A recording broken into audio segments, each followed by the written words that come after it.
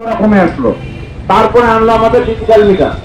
Digital মিটারে আনলো, তখন করলো কি 100 ইউনিটের স্ল্যাব 16 বার ঘুরলে 1 ইউনিট, 16 বার ঘুরলে 1 ইউনিট, কোথায় 38 কোথায় 16। তারপরে 2007 সালে, 7 সালের পরে 8 সালে আনলো 14 বার ঘুরলে 1 ইউনিট। তারপরে আবার মিটার ওনারা আমাদেরকে ডিজিটাল মিটার দিল। এই ডিজিটাল মিটারে তখন করলো আমাদের 100 ইউনিটের স্ল্যাব।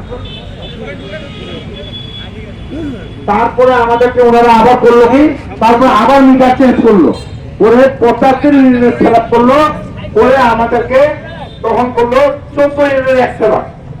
তারপরে শেষে এইবার যে আমাদের প্রিপেড মিটার দিল, এই মিটারে আমাদের আছে 50 ইউনিটের স্ল্যাব, 12 বার ঘুরলে 1 ইউনিট। তা আমরা কোথায় 38 বার ঘুরলে 1 ইউনিট দিয়েছি, এখন বর্তমানে আমরা দিচ্ছি 12 বার ঘুরলে 1 ইউনিট। তাহলে আপনারা হিসাব করেন, 2 জায়গা থেকে আমি ক্যালকুলেশন করে বের করছি, আমরা বর্তমানে 50 টাকা ইউনিট বিল দিচ্ছি 2096 সাল থেকে এখন বর্তমানে।